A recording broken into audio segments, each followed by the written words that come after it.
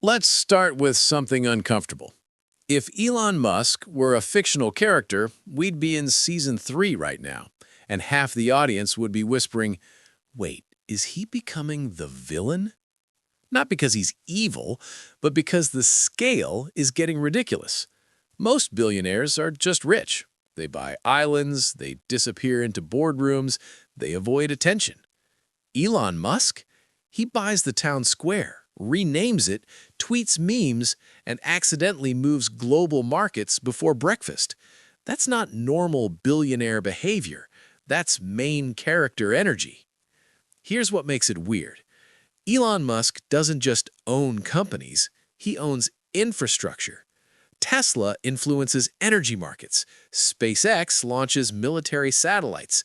Starlink provides internet in active war zones. X shapes political discourse, and his AI projects aim to compete in the most powerful tech race on Earth. That's not diversification, that's centralization. And centralization is where things start getting interesting.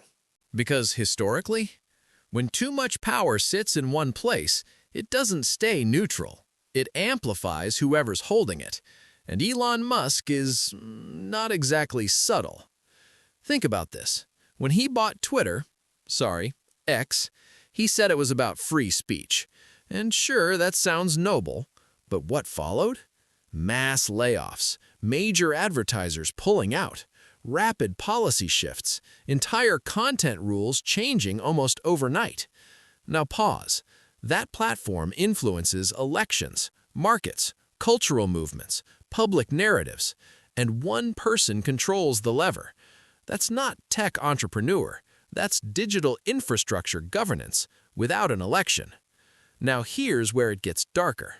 Starlink satellites have reportedly been used in real-world conflicts. There were moments where access decisions influenced battlefield communication. That's not sci-fi. That's geopolitics, and it's tied to a private individual. Let that sit. We've reached a point where a CEO's decision can ripple into military strategy, and somehow we're still arguing about whether he's trolling online. The contrast is insane. But here's the thing that really unsettles people. It's not just what he controls, it's how he operates. He's impulsive. He tweets before filtering. He responds emotionally. That's entertaining when you're a podcast host.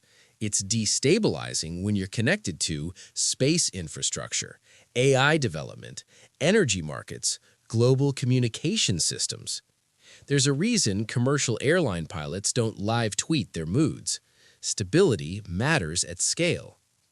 And then there's the narrative control. This is where it gets subtle. Musk doesn't just build technology, he builds belief systems around it. Mars colonization, AI doom warnings, civilization collapse, human survival. He frames the future in existential terms.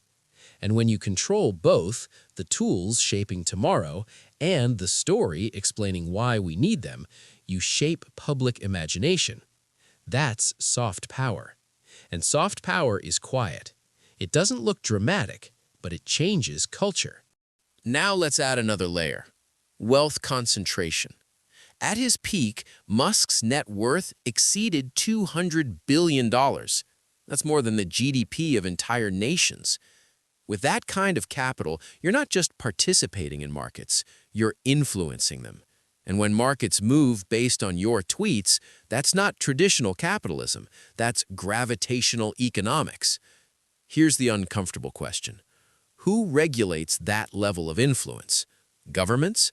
They rely on his rockets. Markets? They react to his statements. Public opinion? Half idolizes him, half fears him. So where's the friction? Where's the check? Because systems without friction don't stabilize, they accelerate.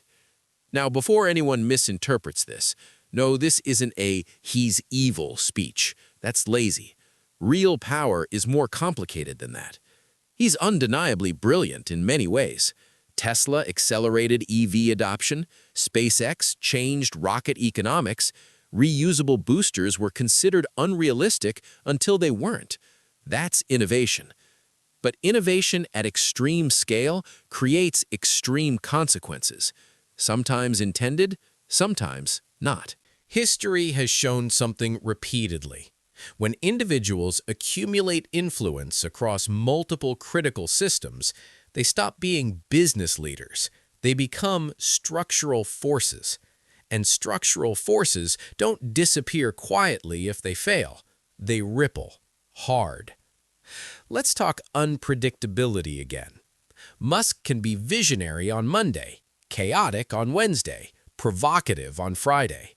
That volatility creates engagement. It drives attention. It keeps him culturally dominant. But volatility connected to global systems, that's not entertainment, that's risk. And we're still figuring out how to measure it. There's also a psychological layer. People don't just follow Musk's companies, they follow Musk.